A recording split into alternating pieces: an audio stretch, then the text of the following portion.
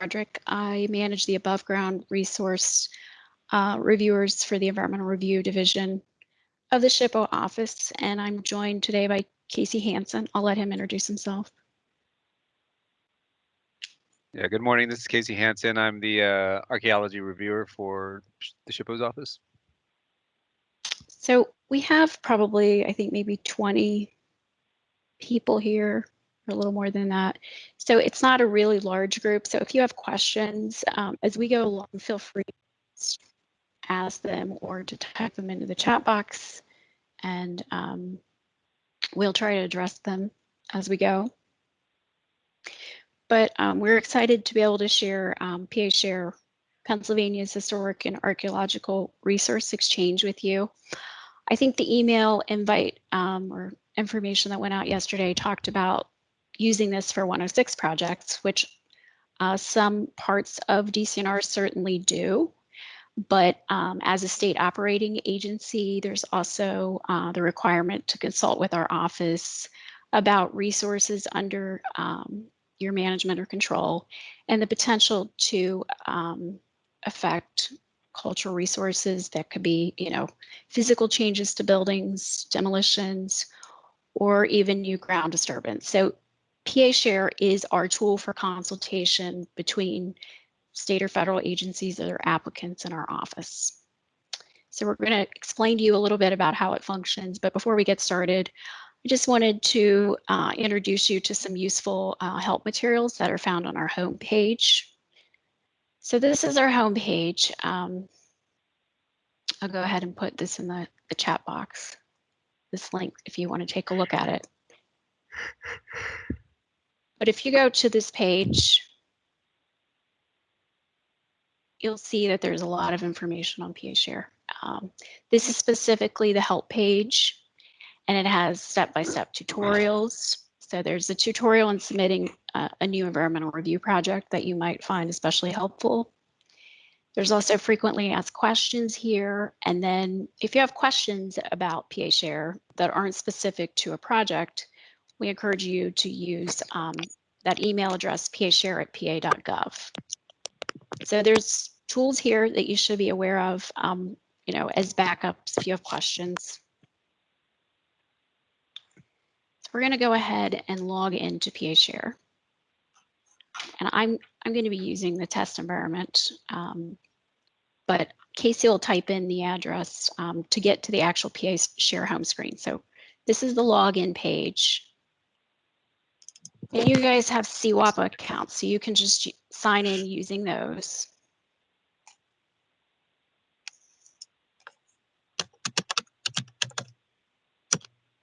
So you're going to get to this, click on PA Share, and then you're going to choose CWAPA users. I have to use this because my test login is under citizen login, but you're going to use CWAPA users. You're going to enter your username and password like you normally would to log into any Commonwealth system, and then that will allow you to get in. So has anyone fooled around with this, tried to log into PA Share yet?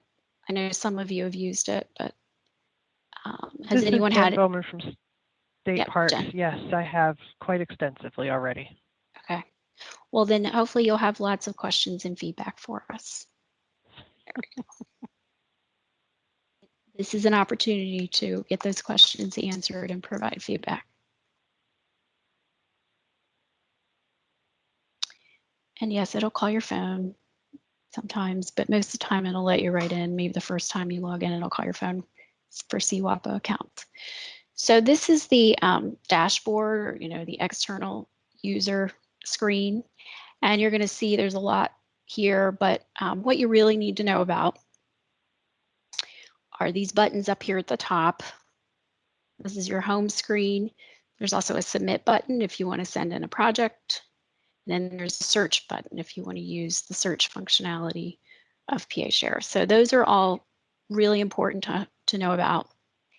To give you a little orientation to the home screen, the first thing I would recommend you do when you go in here is you go up to this head and shoulders up here in the upper right hand corner and click on view profile and update your contact information. You click on edit and you're able to go in and fill in the address, the city, and the zip code. Once you do that and save and close, then you won't have to do that multiple times in the future. So that's probably a tip for when you first start using it to update your contact information. Now, Barbara, The other- anybody who's in the Commonwealth system can enter it at this point? Yes. Or do you need a license for this? You don't need a license. If you are, if you look over here, there's a lot of different types of subscriptions that are outlined.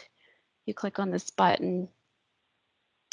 So there's guest users and basic users, which anybody can use that. You do need to create a login for basic user. But what you probably have over in DCNR is a professional or business license.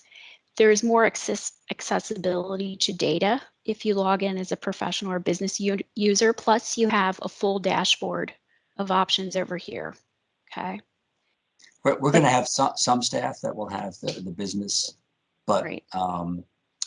Many will not. So I wanted to Okay. clarify what they would be able to utilize as well. If they're a basic user, they can use the search features, but when they return information from the search, they won't necessarily be able to see all of the attachments. If it's a listed property, National Register listed, they can see more information on the resource. But if they're not, if they're just a basic user and it's an eligible property or it's something less than a National Register listed property, they're not going to be able to see all the attachments. So basic users can log in, do basic searches, they can submit projects, but they can't see all of the resource information, nor do they have all of these options on their dashboard. So this dashboard over here, if you're sending in projects to us, it literally is a tool for keeping track of those. Like every project you've submitted on will be under My Projects. Project could have multiple submissions, like you send an initial submission in and we ask for more information, then you could be sending another submission on a project. So if you have a lot of different submissions, you'll find them here under My Submissions. If you go in and start a submission, and we're going to talk about how to do this in a minute, and save it but don't finish it, it would be under Draft here. If it gets returned because it wasn't sufficient information to turn that initial submission, say, into a project, or you provided additional information but it wasn't sufficient, it will get rejected and returned as insufficient. You'd find that here. If you've submitted a project or a submission, it would be here and processed. These are things that you've sent in and the SHPO has accepted as projects are here. So these are very useful cues of keeping track of, your various submissions and projects.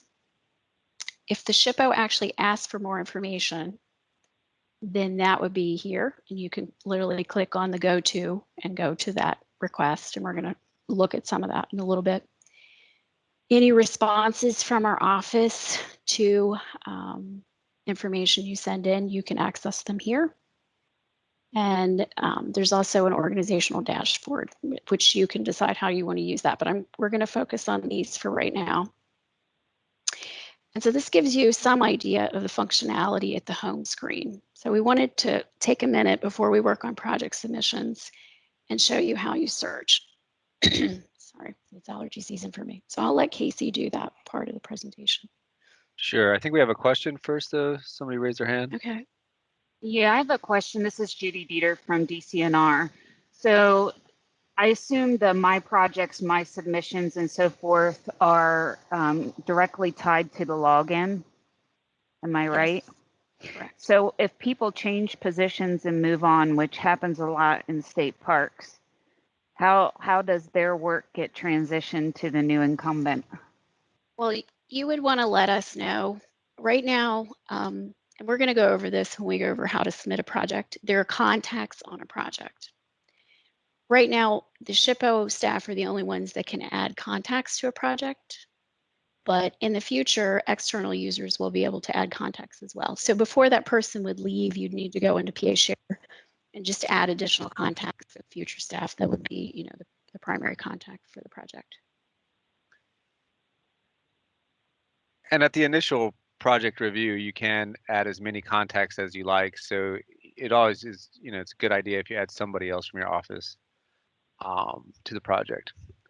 All right. So I imagine that most of you that have used CRGIS in the past or have worked with our office used CRGIS, our old system, to do the search. So at the top of PHShare home screen, there's a tab called Search, and it's a map. And this is a geospatial database of all recorded sites in the Commonwealth, above and below ground.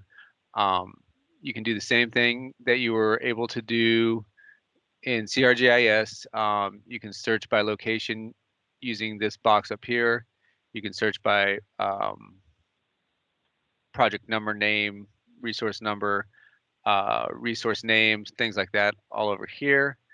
You can search by old project, legacy project numbers, all different types of resource criteria that you can customize your search.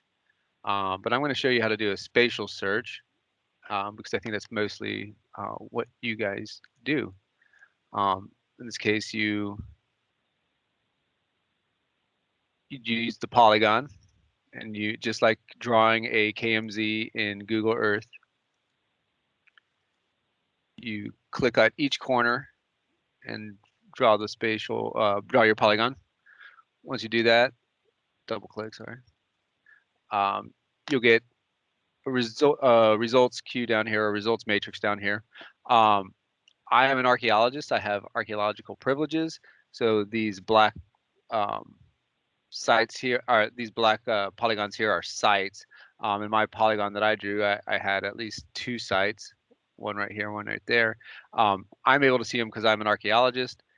Those with archaeological privileges are able to see archaeological sites. If you do not have archaeological privileges, you will not be able to see the sites, but I do believe they show up in the matrix. Is that correct, Barbara?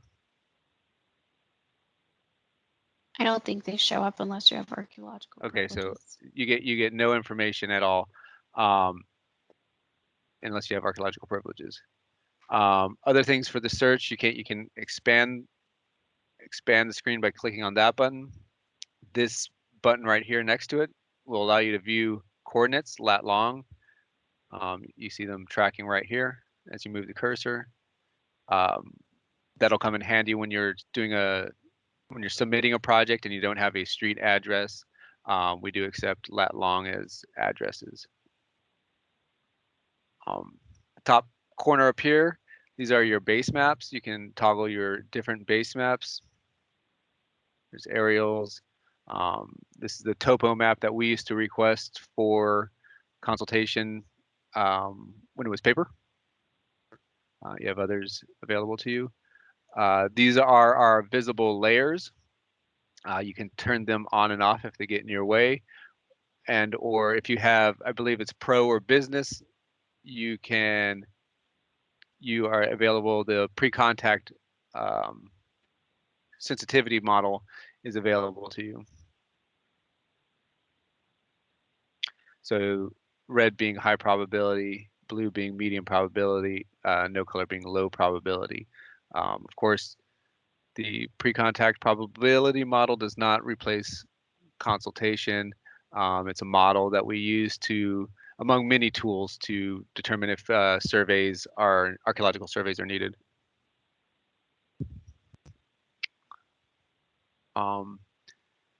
There's other things here that are available to you, physiographic zones, watersheds, etc. Most of these were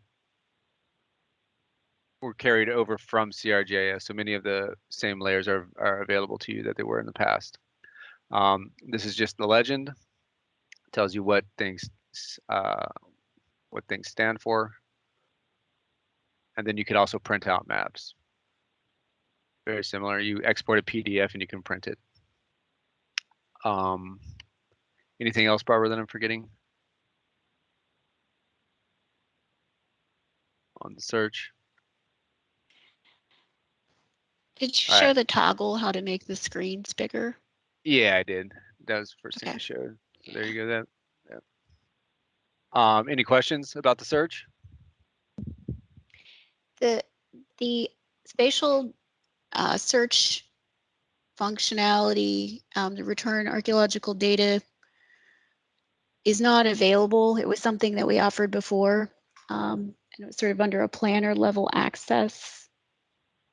If you have an archaeologist on staff, then I would ask them, Angie, welcome Angie, to search for you to see if there are previously identified archaeological sites in your project area.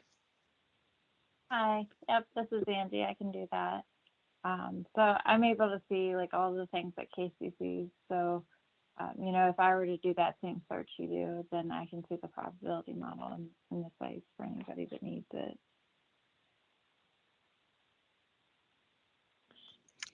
What if your site does not have an archaeologist on site? On staff. We are you- working. Go We're ahead. working to get you like a planner access. I don't know, Casey, what is there used to be this thing called planner access in CRJS where you could get approved for a level that would allow you to, you know, collect that information. Like if you do a spatial search, we don't have that yet. So the interim fix is ask an archaeologist, you know. I don't know, Casey, what are you directing people to do? Sure. I mean, well, we can still review the project without you seeing the archaeological sites. You submit the project, we can tell you if there are archaeological sites within your project area. And if there are, then we will work with you to, you know, either figure out avoidance or, you know, how to proceed with the project. So you don't need it to consult with our office. It's just a helpful, more like what Barbara's talking about, how we used it in the past. It was a planner's tool. So if you're planning projects, you can go in there knowing to avoid sites as opposed to just submitting them to us and seeing what's happened. Yeah. And if there are programmatic agreements in place, which we have talked for a long Correct, time right. with DCNR about developing a programmatic agreement for how we do consultation under the state history code or for 106 projects that DCNR is, you know, the lead for. If that's in place, then we have the ability to give folks who have specific training that aren't necessarily an archaeologist access to this information. So I know that's one of the goals of DCNR and the SHPO to actually develop a programmatic agreement. So that might be another option in the future for accessibility to archaeology sites. That is the best option. It's going to take time, but I think that's the long-term good solution that we have. And I think we would urge DCNRs, all program areas, to develop a programmatic agreement. So do you want to show the red and blue colors on the probability model map, Sure. Casey?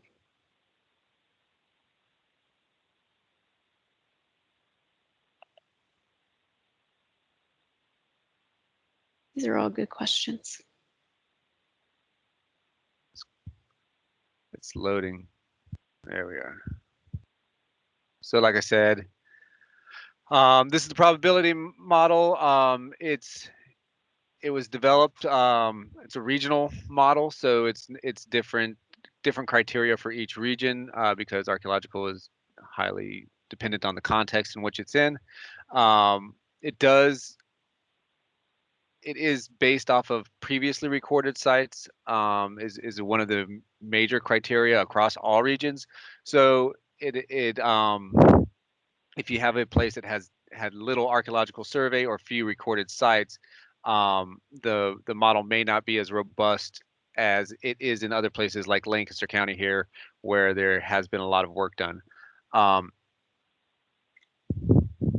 So like I said earlier, it's just the model. It's just one tool that we use. It does not replace consultation, but it is if you have an archaeological privileges and or a business, so you guys will all have access to this, right? Because you said you already had pro or business accounts. If you have a pro or business subscription, you'll be able to use this, and it'll give you an idea of what our reply will be when you consult with us. You know, if it does look like you have nothing but high probability area, we're probably going to ask for some type of archaeological survey. Well, and just because it doesn't show up on this map, doesn't mean that there may not be something there. Absolutely. Right, because we have many places within state parks that, we have cultural features that have not been entered into the CRGIS system.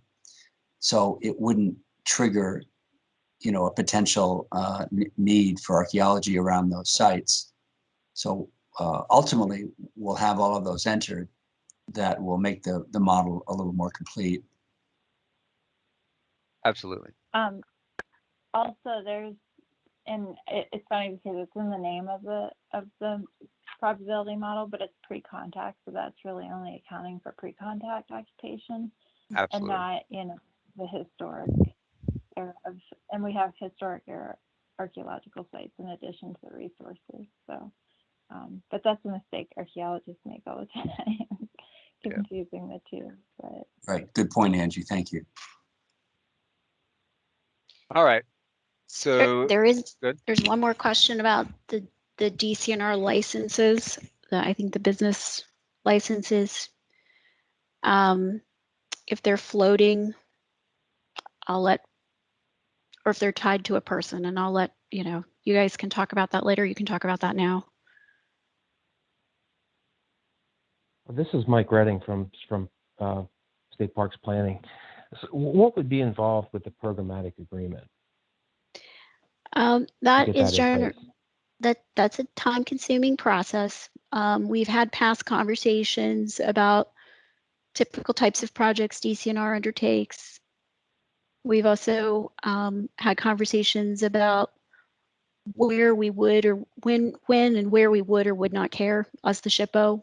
You might have activities that have no potential for effects. Those are all the kinds of things that inform a programmatic. So there's certain things we don't need to consult on. There's certain things we do. And then there's usually a streamlined process for consultation that requires you have a cultural resources person on staff. So we've had the conversations about the nature of activities and the types of projects, but heretofore there was no cultural resources person on staff. So I think, now that Angie's on board, we could probably pick that conversation up again, but it generally takes, I would say 9 months to 2 years to get a programmatic agreement in place. Luckily for DCNR, we've had a lot of those conversations in the past. So I think it's something we're going to move forward with in the future. I just don't know what the time frame would be, and it's fairly time consuming. Yeah, correct. That's something that Angie's going to be taking the lead on for DCNR. But again, the time frame for all of that is unknown until we get into it a little deeper. And the benefits go beyond what you're able to use on PA Share. It streamlines the whole process of project review for both parties. You're able to function with us as opposed to against us. So it's really a useful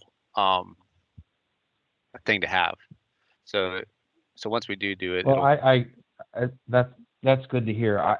We got our work to do, we got jobs to do, and we're sister agencies. Yep. I think we should be able to. You were trying to do good work over here at DCNR and get more involved with PHMC. I just hope we don't get bogged down in bureaucracy trying to get a programmatic agreement in place. 2 years is pretty significant. We're short-staffed and we have a lot of work to do, and we're trying to do the best we can. So I hope that can be put in place a lot sooner rather than later. And we do have a lot of Thank you. work. We've already done a lot of that background work, and I think we've built trust and a lot of relationships, which are also required for programmatic. So I think the agency to agency relationship is there. It's just getting it in writing and documenting the processes. Yeah, absolutely. And in government, you can really get stuck in getting things in writing. So, again, I guess the question is how can we do our jobs most efficiently here with limited staff and so-called this trust issue. So that's my comment. Thank you. I think there is trust now. I think that we've worked hard on that for the past few years. I think that we can write off a lot of different types of activities based on our understanding, and it's going to require more decisions, but we certainly want it sooner than later, just like you. Yeah, and getting Angie on board is really, you know, step one. And so she's been around for a week so far. So, Week and a half, okay. yeah. So get that started, Andy. You know, Mhm. we're here to help. I mean, having Angie's a pretty impressive acquisition for as far as staffing, considering Absolutely. state parks is below the pre-Goddard era of staffing. So having a priority, our leadership say that's a priority, should show PMC that this really is a priority for our agency. And, you know, again, I don't want to get bogged down in bureaucracy. It's pretty impressive she got on board. So I hope we can move this process forward. We agree. Yeah, and I think that, you know, another benefit to the whole programmatic is that even though it sounds like another bureaucratic word, is that really what it is an effort to streamline everybody's processes. Like, you know, we're gonna hopefully reduce the load that we put on SHPO, but also, which is also an understaffed agency, but also reduce, like, you know, the effort to go back and resubmit something that's not, you know, what they needed in the first place. And so hopefully that's really what a programmatic is about, is to make sure that streamlining and clarity. Yeah. So hopefully, and I think, like, I've already got lists of the things that everybody's worked out in the past. And so right now I'm just catching up, and hopefully we'll be able to start those conversations shortly. Perfect. All right. So I'm going to move on to submitting a new project if we don't have any more questions. Sounds good. So, and reminder that once your question is answered, to remove your hand. Alrighty, so I've navigated back to the home screen. To submit a new project, you're going to go up to the Submit tab here, and you'll submit to the PHMC. Now, what we do here, you're going to go to Environmental Review, because that you're submitting an environmental review project. You can submit a number of other things, but we're going to focus on environmental reviews for this training. And I doubt DCNR would use any of the other program areas unless you wanted a marker. The one exception may be an inventory form. Right. That is the way you can record a resource without having a project attached to that. But again, like Barbara just said, most everything's going to be in environmental review submissions, in which you can also record resources through. So if you have a project and you find a resource on that project, this is the route that you would do, but not on your initial submission. The initial submission page is almost exactly like our previous form that we used, our project review form. Very similar in the type of data that we're requesting. It's not very long. Once you get a hang of it, it takes very little time to fill out. Let's see. The red asterisks here are the required information. What else we have? On the right side here, you have help for each entry if you need any.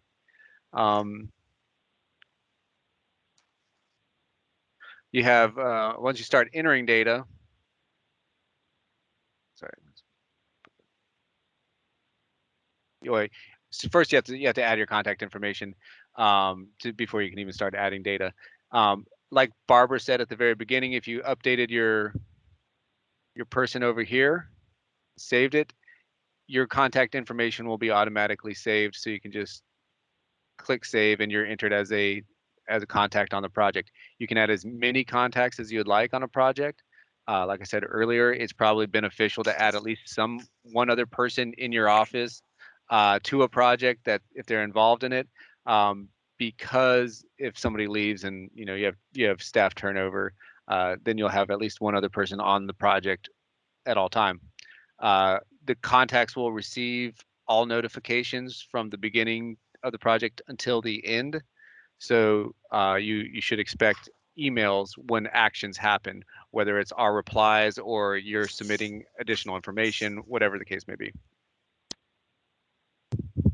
Now that I've entered my contact information, these 3 tabs that have appeared at the bottom, save and continue, will allow you to save and continue. We recommend using it regularly.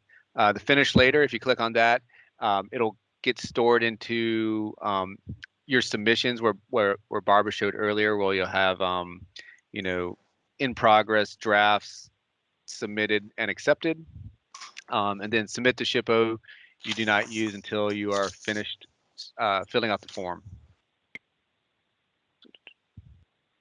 Going back to contacts, you will have primary contacts, and everybody else will be non-primary contacts, will be secondary and addition, etc.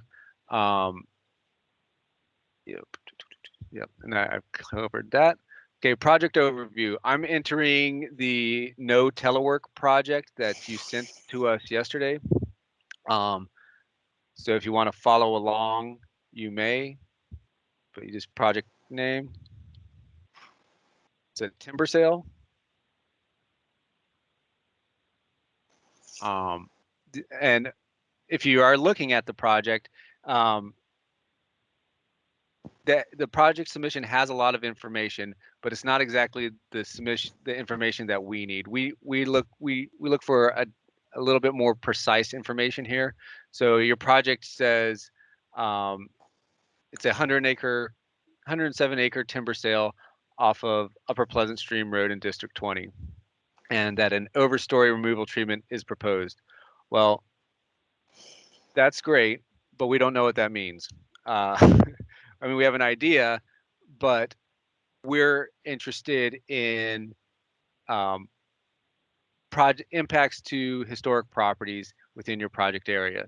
So what type of activities are you going to have that would have the potential to affect historic properties, or whether they're archaeological or above ground sites? So in this case, you'd also want to say, you know, access roads are planned, and anything else that has the ability to impact resources, we want to know about. And this project description, you have 1,000 characters. You can expand it, so you can add quite a bit of information. Present land use is, you know, it's forested. Again, we want to know the present land use because it's a description of the current conditions of the project area.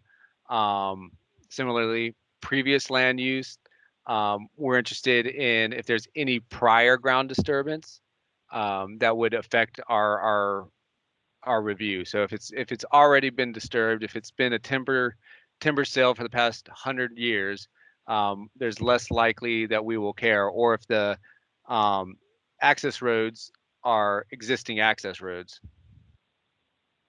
that type of thing. Involves ground disturbance. Obviously, that's going to trigger the archaeological review, which a timber sale, we've already said that has access roads, and timber sales in general have some limited ground disturbance. If it has a building more than 45 years of age, you click that. That again will trigger the above ground review, and you may be asked to enter a resource further down the list, and Barbara will go over that in a moment. You used to say 50 years or older. Is this a change? No, it's not really a change. The National Register age consideration for eligibility is 50 years, but because project planning sometimes goes on quite a while, we've just said 45 years in age or older. That makes sense. Yeah, good question.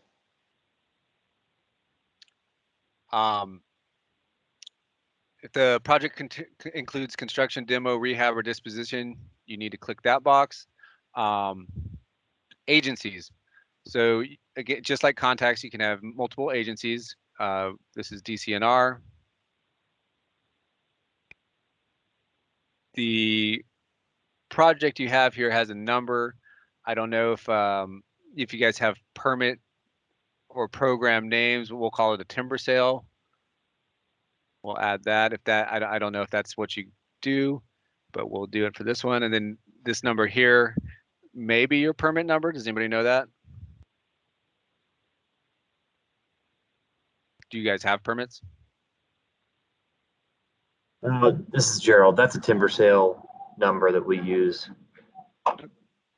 Okay, great. So like I said, you can add additional agencies. Let's just say DEP. They're always involved. If you are doing Section 106, the federal agency will always be the primary agency. So even if you're working with the Park Service or something like that, you would enter the Park Service as the primary agency, and then DCNR would be a secondary agency. Project location, we're on state property. Okay, project address. Like I said earlier, we did not have a the submission you submitted does not have a project address. It has an area, and we're going to say it's in the state forest.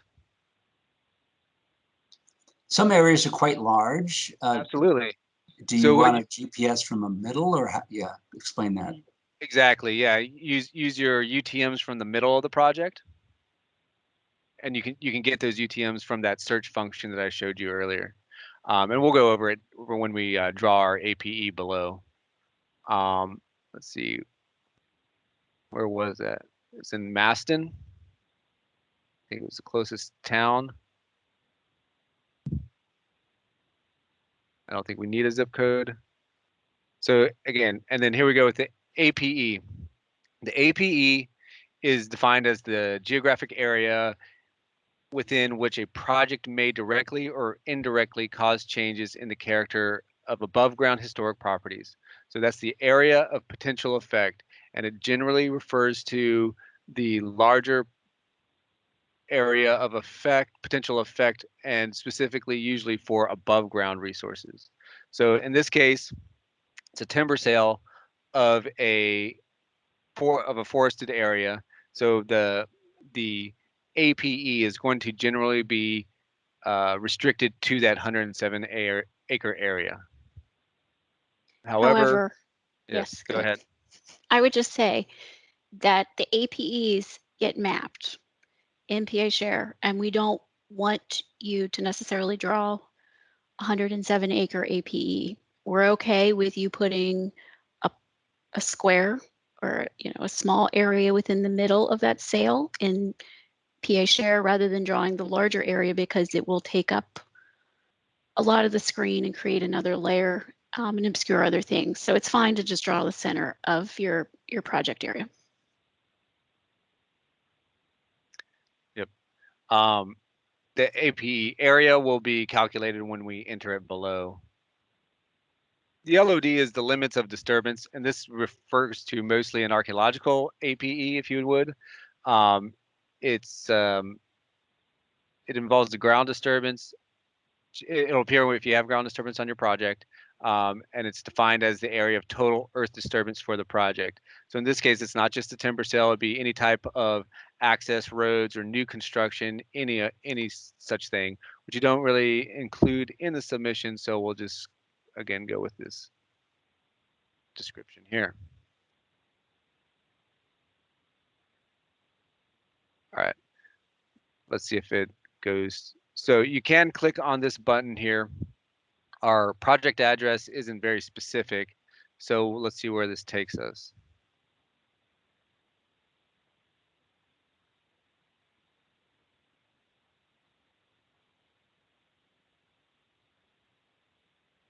I think we're over here. Yep. Pretty close.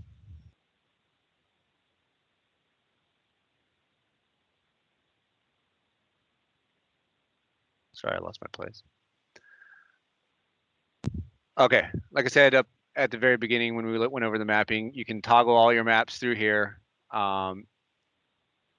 You want to do on that. It's probably easier to draw your APE using the topo maps, because you can see exactly where your project area is.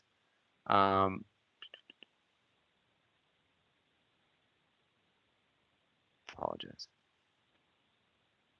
So to draw your APE, you know, it's nice to expand this. You have two options. You can sketch it using this widget down here. You open that and you can draw a polygon. You can also draw a square. It's basically useless. So just use the polygon. I've actually already drawn the shape files here, but I'll show you how to do it. I mean, I've already drawn the APE that you've sent us here, but I'll show you how to do it again. It's just like drawing. Oh, geez. Sorry. If you want to erase it, you can do that. It's like drawing a KMZ on Google Earth. Click on the polygon, you click at a location, drag your mouse to another location, click there, go up to another location, click there until you've drawn your full polygon and double click.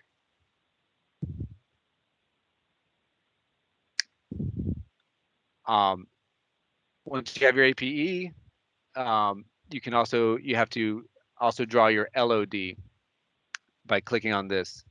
You have the option to directly copy your APE as your LOD, or you can use the polygon here and sketch that out as well.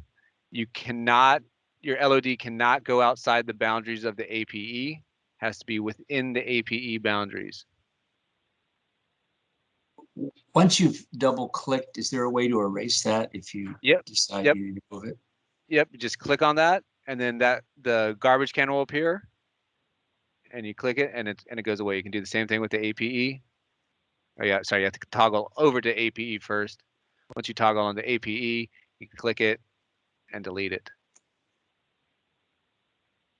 You can also upload the APE and LOD as a shape with a shapefile. If you've produced a shapefile in ArcMap, it has to be an Esri product. You cannot use a KMZ, but you can upload a shapefile. We're going to go somewhere else in the world here for a moment. Come on.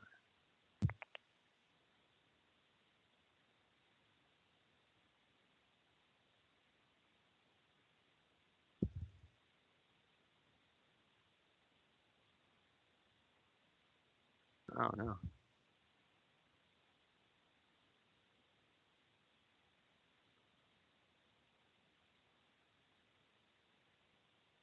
Usually that one works.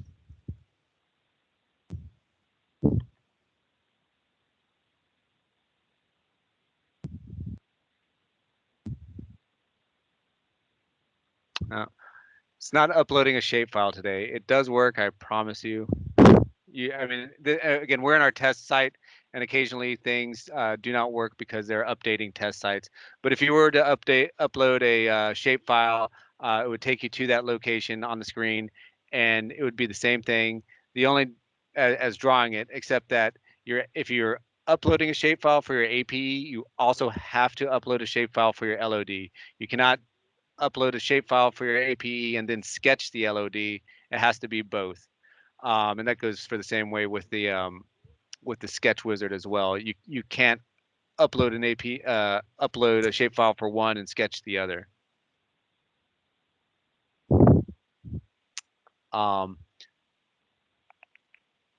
Once your APE is mapped,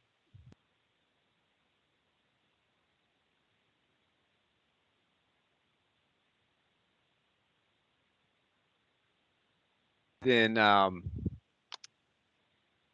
the acreages are calculated up here, the same, and then it will also auto-populate your municipality and county in the box below. And we're going to move on to resources, and Barbara's going to take over. Does anybody have any questions on the process up till now?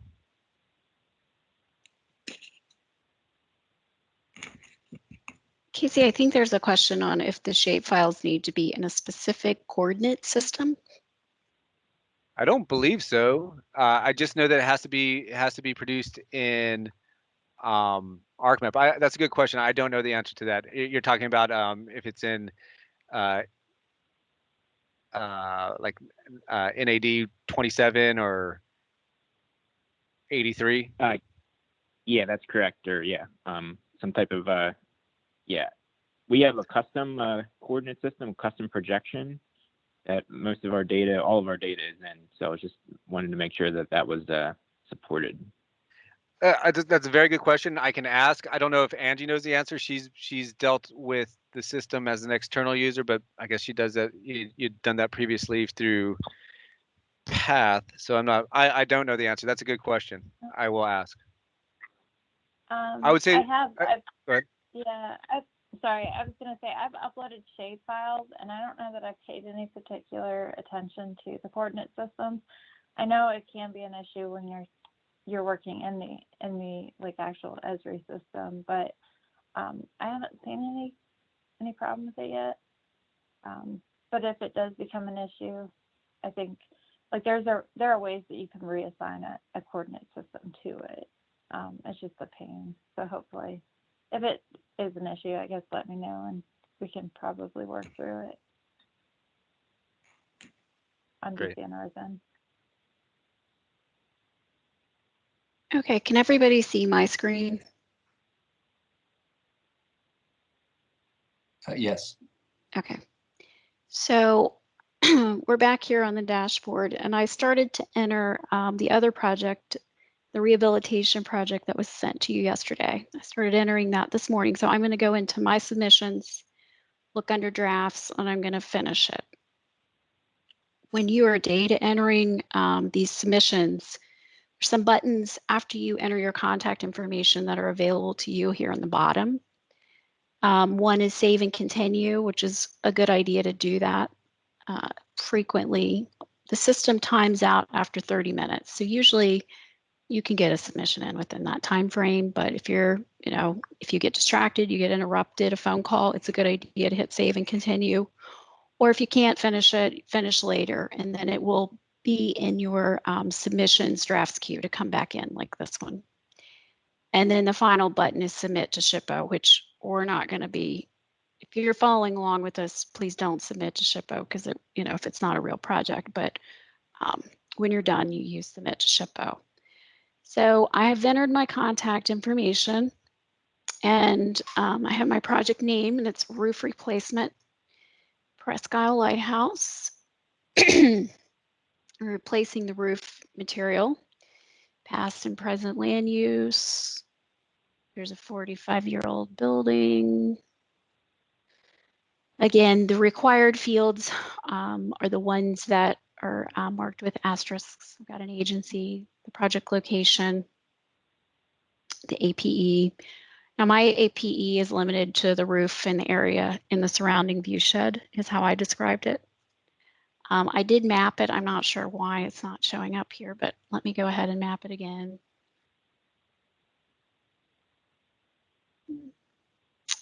Doesn't want to zoom to the project address. Maybe it's because it's mistyped. And if you find issues as you're using the system, you can feel free to reach out to us, and we will certainly follow up with you. The system has been live for about exactly 2 months tomorrow. So there's still things we're working through, but I can use this tool down here in the lower left-hand corner to enter the full screen. I think that's the address of the park office.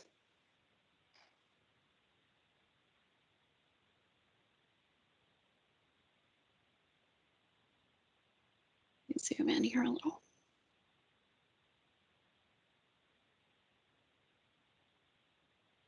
So there should be data coming in. None of the something happens so the layers aren't loading. But the lighthouse is over here, and it would show up as a blue polygon, and I would map my APE. So We're going to pretend I did that. I'm going to get out of it because I already did it once, which I think is why it's not allowing me, but for some reason it's not showing up. So it's a glitch that I'll have to report. But when you map a project area, there will be resources that'll show up here. If there's a previously identified resource, that'll show up here. Or if you have a new resource and you're physically affecting it, meaning you're altering it through changes to the exterior, you're putting a new addition on it. Maybe you have a historic district and you're building something large and new inside of that historic district. Any of those things, any potential effects to above ground resources, if you're affecting the resource, and most importantly, if you're demolishing the resource, then you're going to want to use this add resource function. So to add a resource, you click on add building resource. So this is adding a new resource. If it was one that was previously identified, you would have used the screen above it, but this is a new resource. So you have to add an address. All these fields that have a red asterisk, you need to add. And I'm just going to kind of scroll through here and orient you to the screen. I'm not going to take the time to data enter all of this, but I want you to be aware. There's two levels of information. There's identification level information, and that's what we would ask that you would send to us. This is sort of like the most basic information on the historic resource survey form. And typical of what we would have received from DCNR in the past. So you add the address, you would map the location. Okay. So I guess I can try again. I don't know if it's going to work. Used before. I know it's that 1.6.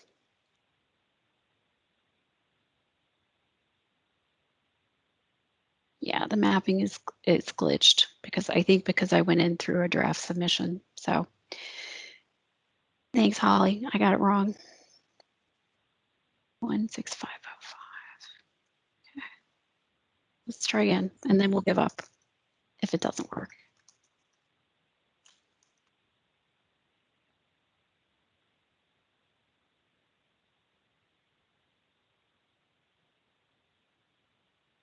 So I have two addresses. I can delete one and make this one the primary. There's a lot of functionality with these buttons up here in the upper right-hand corner. Still not loading. What's also, oh, I misspelled peninsula. Anyway, you can also add a photo, and it is required, but we're only requiring one photograph. These photographs then would show up as a thumbnail on the screen so you can actually see them. So I'm going to choose a file from local disk. We're not accepting URLs at this time. So you should just put in some descriptive information like photo south elevation in the title of the photo. You can repeat it or put in more detail in the description and then the photo date. So then you're going to select files from your hard drive. I'm just going to go in here and pick one. This is actually, sorry. Do you need the date written in a certain format? Nope, it's free text. Okay. So you just have to put something in there. And we're encouraging you to put as much information in the name of the file as possible. For attachments, we're only requiring the name. And it may be that in the future, we're only requiring the name for photos because we're trying to limit the number of required fields so that it is more practical because we know people have limited time. And then if you wanted to expand on the description in the description fields, you could. So unless you have, a photo log and you have all of your photos in a PDF, because you're only required to upload one photo file, like a JPEG or a TIFF or, in one photo file, and then the rest of the photos you can certainly put in as photo pages as a PDF. We would encourage you to do that because as you can see, Uploading a file can take some time, particularly if you have a slow internet connection. It just takes a while for the photo to upload. So it's important to name them descriptively, or if you were going to attach a bunch of photographs like photo 1, 2, 3, 4, then you could name them that way. So there's a lot of flexibility in the naming conventions. So there we have a photograph. This isn't the lighthouse, but that's actually a building in a state park. So the municipalities containing the resource, this would all self-populate from the map. The other information we're requiring is a resource name. I'm just going to say, and if it's a current or historic name. The historic resource classification, a building is anything that houses human occupation. A structure would be things that didn't house human occupation, like a corn crib, for example. But this is a building. You add a historic function. These drop-down lists here are taken from the National Register guidance issued by the National Park Service. So they're very specific, and you're going to have to kind of scroll through them and find what works for you. This served partially as a domestic single dwelling, so I could add that. And then I can click save. Barbara, if you could talk a little more about the resource name. It looks like there's asking for something kind of specific. And it's in my mind, I would put the same name as I was calling the project.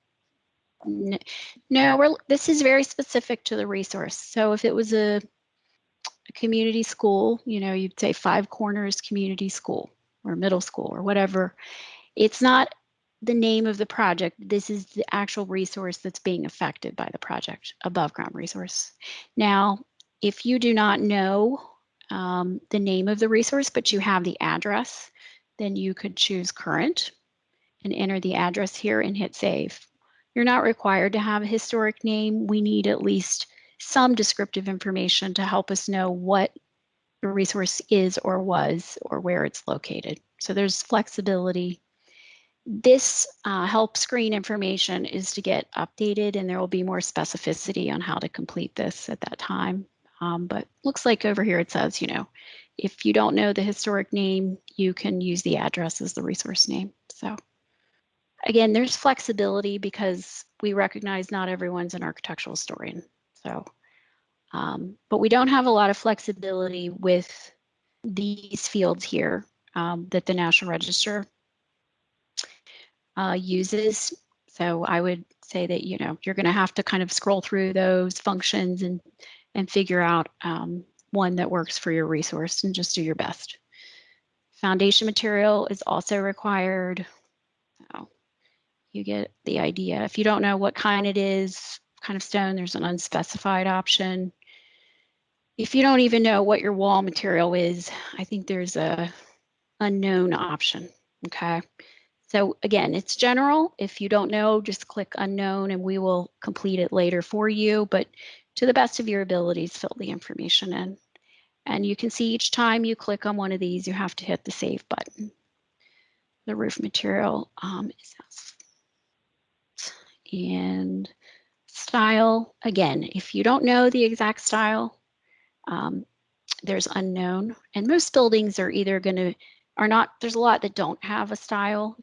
Where were designed, in the 18th or 19th century and have no stylistic features. They might be vernacular. So again, you can use unknown, you could use no style. That's up to you. We have staff that are going to go back in and screen this information. So do your best.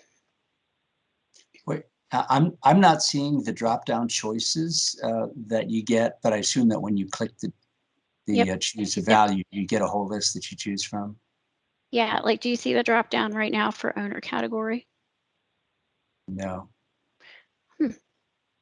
Well, I'm picking state public. Okay.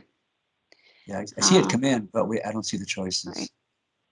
And Holly, what year was the lighthouse built? I don't have that information right in front of me.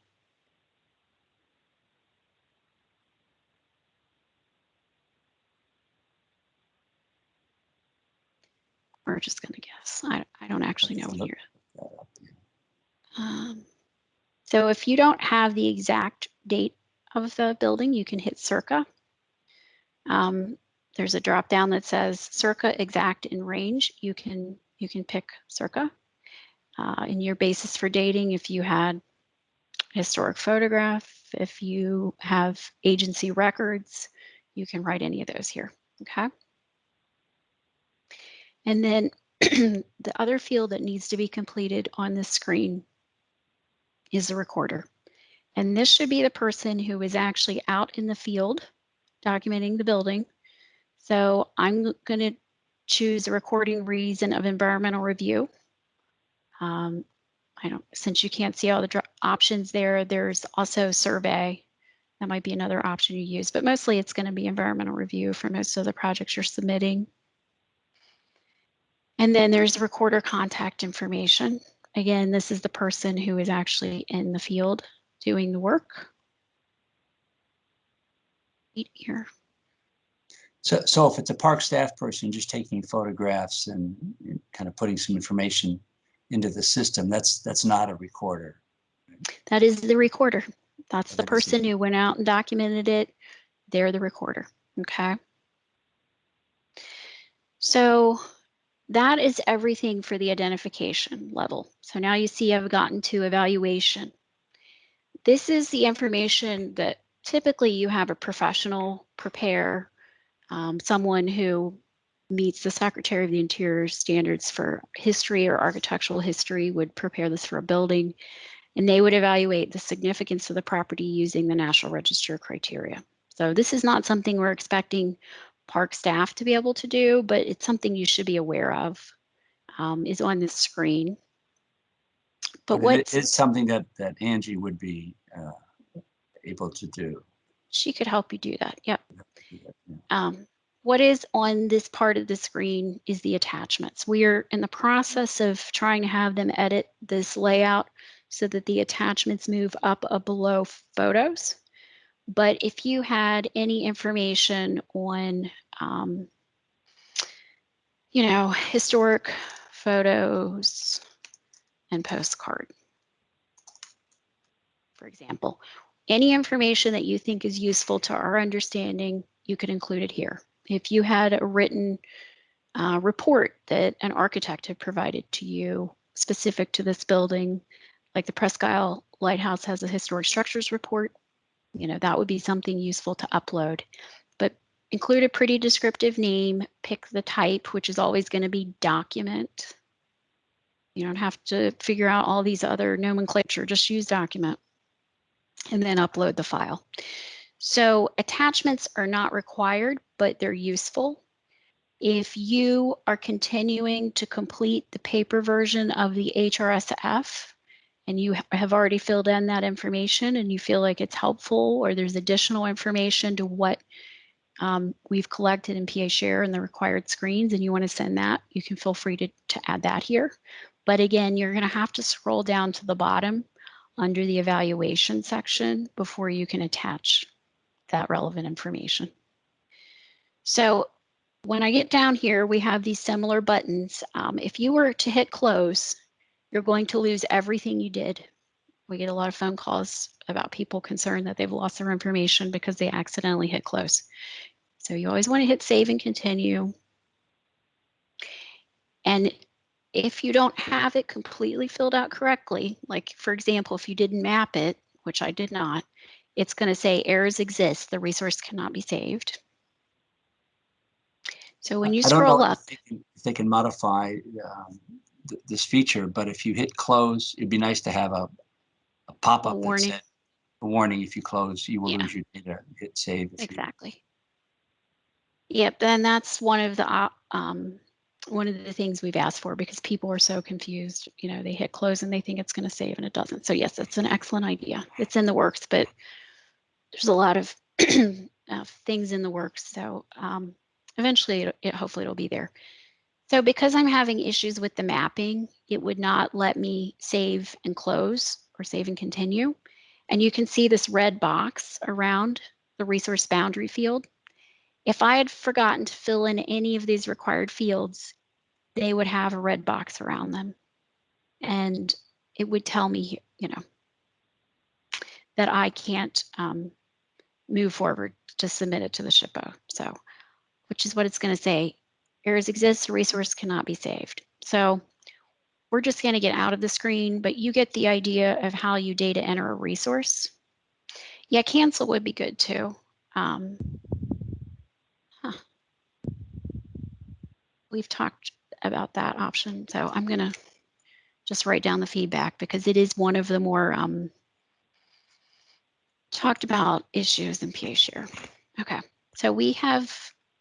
Real quick, I do want to point out that on the initial submissions, do not submit archaeological resources. There's a different way we do that. It happens when we ask for more information. So really on that initial submission, only record above ground resources. So somehow I've gotten logged out in the process of that. Not sure how. So to go back to continue on sort of this process of submitting an ER project, you've entered your data, you've added any resources, not archaeological, you've added any necessary attachments. You hit submit to SHPO, and this is the screen you're going to get. You're going to get a thank you for your submission and a token number. We're not seeing that screen. We're seeing the. You're still seeing PA Share. Yep. Okay, my fault. Just a second.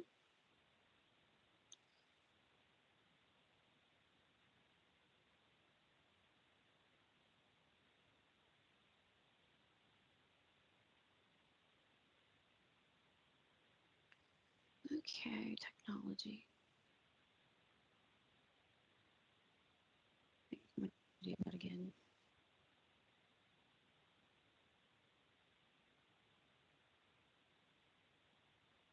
So when you submit your project, you're going to get a token number.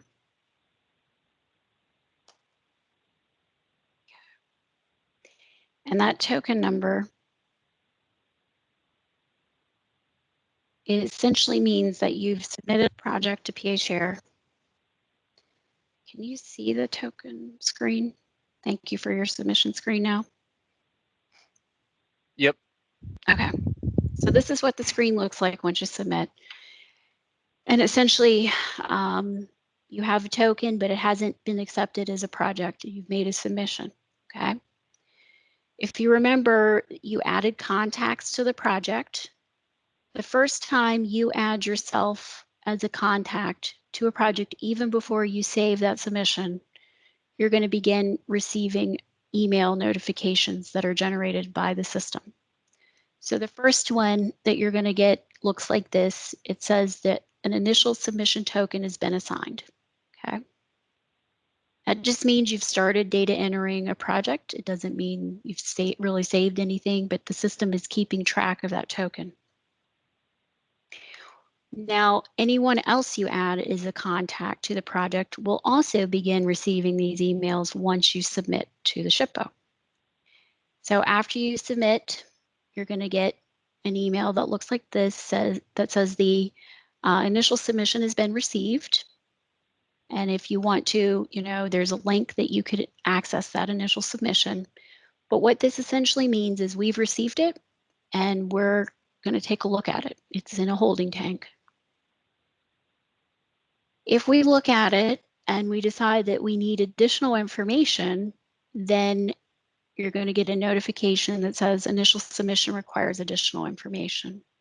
This email of all of the emails that you get generated by the system to your account is the one that is probably the most important because it is the only place where what we've requested you send to complete the submission is recorded.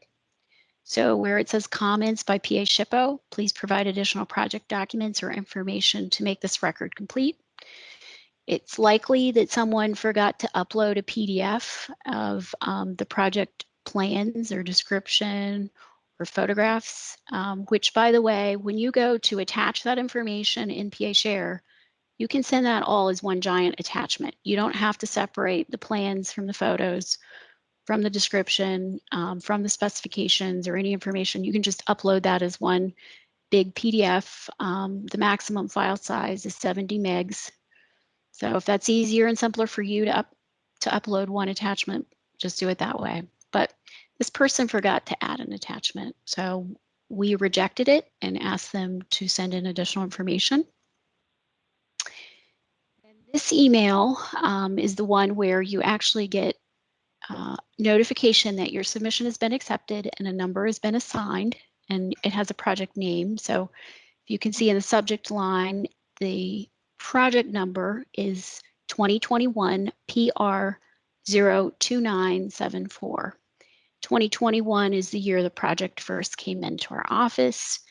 PR means it's a project, and then there's a sequential number for submissions. And then you see the name of the project. So when you get this email, you'll know that it's been created as a project. And you can still, there's a link to access the submission. But really at this point, it might have gone from our initial triage staff who screen projects to see if they're complete to a reviewer. So there's really not a response yet. You don't have a response until you get this email, which says submission response available. And it says for further action on your part may be required to respond to PHSHPA requests for additional information. So the feedback that we've received on these email notifications is that, gee, that's a lot of email notifications. So we are in the process of eliminating some of these, but the ones that will remain are the ones that indicate you need additional information to complete your submission. The one where the project gets a number, and then the one where the SHPA response is available. So that kind of gives you a sense of what's going to happen after you start data entering things into PAShare. And for those of you that have used this, you're aware of the lots of emails that you get from the system.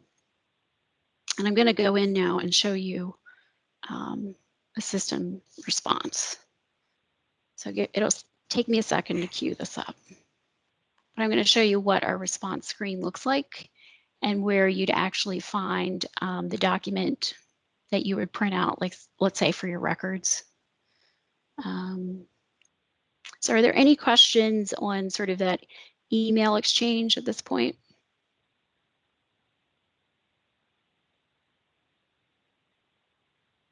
Okay.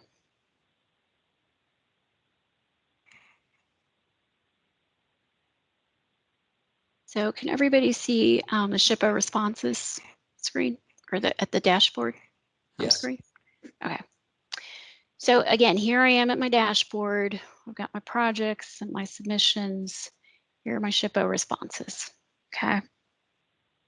And you can tell I'm logged in as a basic user because I don't have my organizational dashboard option down here. But anyway, we're going to go into this response. So the response screen has a lot of information on it.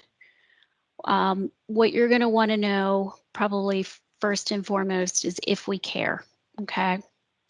So the overall general response is found here under SHPA responses.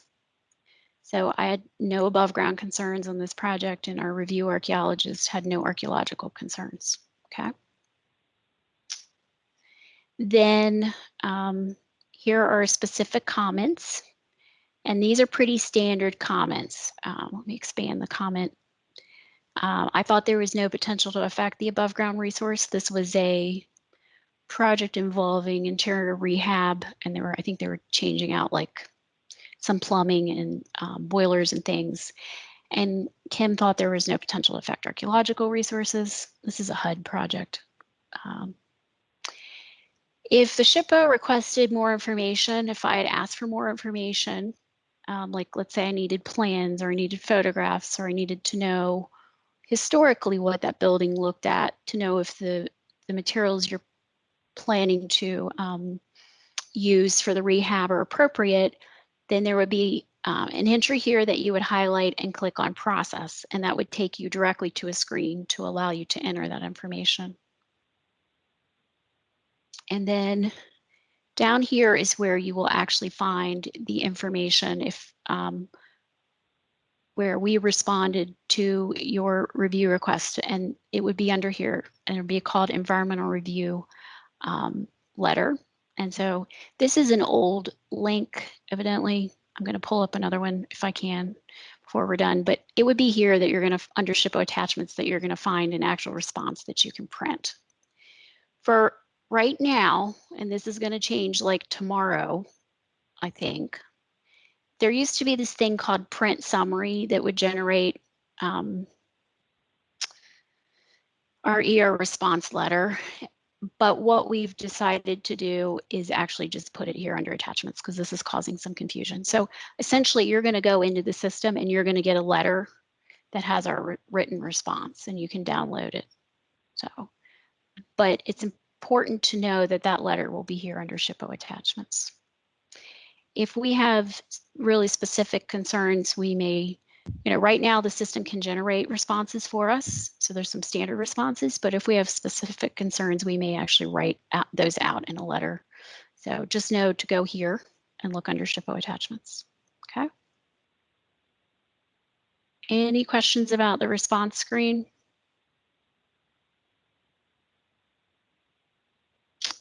I think what you'll come to realize as you use this, the usefulness of PA Share is that everything is in one place. So, any information you send, it gets sent directly to us, which kind of expedites a review. It's also in the system, like there's a history of what you provided. So here's, the name of the project, and I went to the project screen from the response screen. I went to go to project. So there's a summary of the project, the description of the project, the map of the project APE. And there's a good bit of information on this screen. There's a history of all the different submissions made to the project. And there's also any project documents are here, anything you've submitted. So if you inherit a project from someone else, you might want to go to this screen to kind of understand the history of consultation on the project. Now, Casey showed you how to use the search functionality. One thing I wanted to point out, if you are using an PA Share to submit on an old project, one that had, I don't know if you remember, our ER numbers, they have been replaced by resource numbers. So let me just search on a project I know is in a state park. So I searched on Laurel Hill. Here's my results. there are a lot of Laurel Hills across the state. I'm gonna based on the ID number. So we can see Laurel Hill has a historic marker nomination in here, but we also know at one point there was up at Laurel. If we go to this project, it's not going to let me because I'm not a contact on the project. That's one thing I wanted to point out. If you are a contact on the project, you can go in and review project information. Now it's different with resources. Anybody can look at the resource information, but for you to see information on a project, you need to be a contact. So let me just show you how you access the project information from here. Pick a project that I already know I'm a contact on. That's that one, and it'll take you, you can go right to the project here if you use GoTo. You can zoom to the project, or you can view a summary of the project. But I think where I started with this is if you have an old ER number that you have consulted on previously, then you would want to enter that number here to find out what the new number is in PA Share. So I'm looking for an old ER number because I'm going to try to show you how to submit additional information on a project. So far, we've showed you how to submit a new project in PA Share, but I want to show you how to send in information on an existing project. So I entered the legacy project number. Again, this is the old ER number format. Doesn't look quite right though.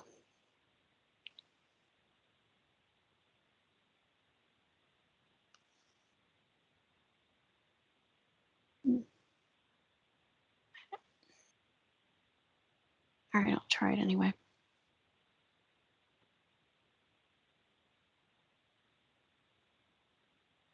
Nope. Should have had an ER number written down. Here's one. It's just important to know how to get to the new project number because the new project number is the only way you can send in supplemental information. Okay, so I'm searching on that project number. And so here I see the new project number. You're going to need this project number, the 2017 PR 13007. Okay, and you're also going to need to be a contact on that project to do a supplemental submission. So just to be clear, when you go in to submit, this is how you send in an initial submission on an environmental review. If you have supplemental information on a project, you're going to go to the bottom and use project supplement. And this isn't for things that we ask you for. If we ask you for it, you can just respond to that review request. This is specifically if you have additional information on a project that you want to send in, like maybe you know more about the type of roofing material that you're actually going to use, and you forgot to send that in, and you want to send additional information. Then you put in your email address and the new project number from PA Share. Okay, not the old ER number, and you can search, and then it's very basic. You just add a description of what you're sending and attach documents and photographs. But again, two things need to happen. You need to be a contact on that project, and you need to have the project number in order to use this feature. Okay. So if you have an old project again that you aren't the contact on, someone else was, feel free to reach out to your reviewer or to the PA Share at pa.gov help desk, and they can add you as a contact so you can, do future consultation on that project. So I think that concludes most of the presentation. Is there anything we didn't cover or any questions that you have that we could go over now, or maybe the folks who've been using it, if you have specific questions, we could talk about those. Barbara, let me show them a response screen where we ask for more information. Okay, good. Yeah.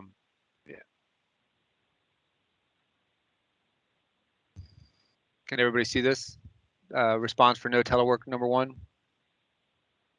Yes. Yes. Okay, so this is the project we asked for that I entered earlier. In this case, our comments were Barbara had no problem with the project.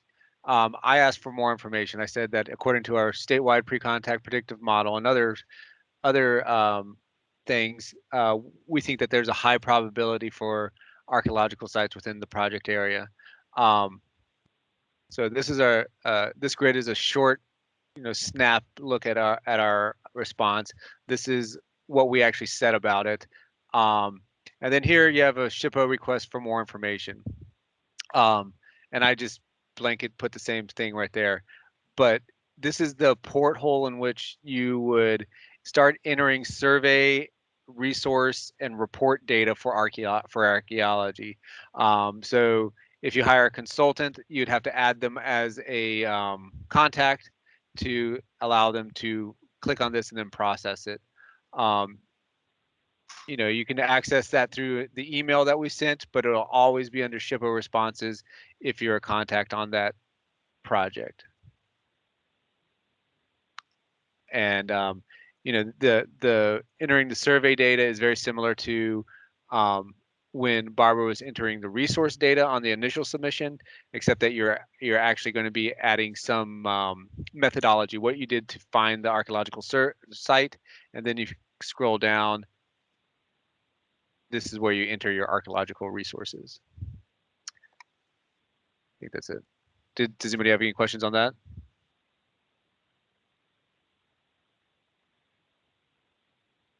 Okay.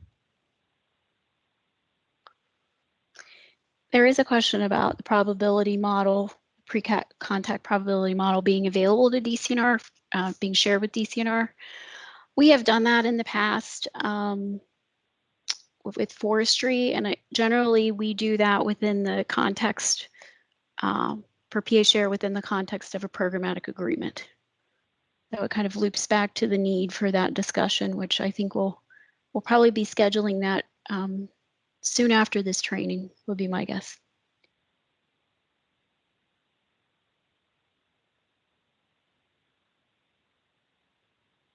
Jen, not to call on you, but do you have any specific issues with PA share, or do you encounter any specific concerns when you've been using it? Part of my biggest challenge has been that the parks submit the old HRSF to us to request a demolition, and then I sit there and try to translate that HRSF information into PA share. So I mean, that's been a big challenge for me, and this training was great, but I've already figured most of it out, so it was a little late for me. Yeah.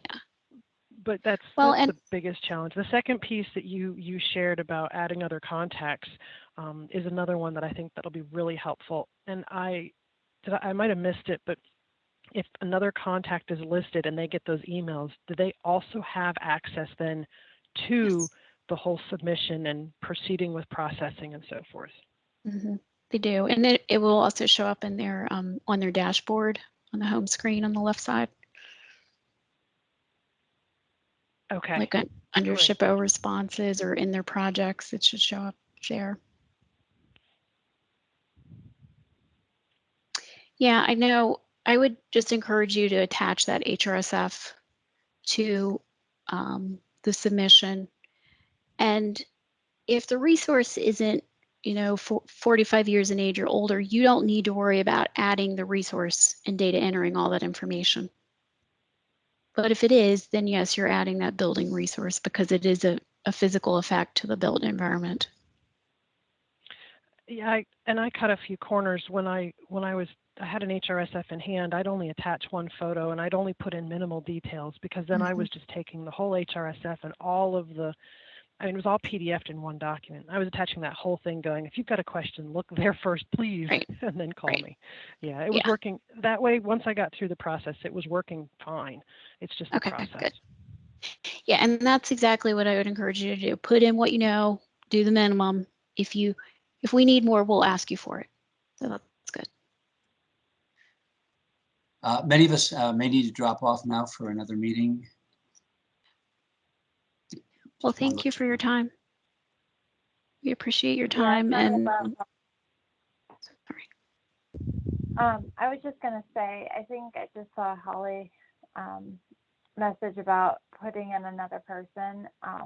And Paul can correct me if I'm wrong on this, but it would probably help everybody out if you put me in as a secondary or tertiary, like if I'm not the primary contact, just because it'll help, like if someone moves positions or whatever, or if there are, issues that need to be like about from my end, then that's a good way to start.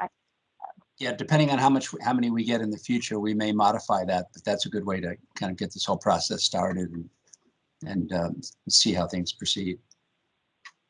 Right, and it's going to help us track and understand, the agency needs better. So, but on that end, we have to hop off. So, thank you, Casey, Barbara. This was, I'm sure, helpful for everybody. Well, thank you. Thank you. And we will have this. Sorry, I'm just saying we will have this recorded and we'll share it once it gets up on our YouTube channel, and I'll follow up to get you answers about the specific coordinates for shapefiles, because I know we couldn't answer that.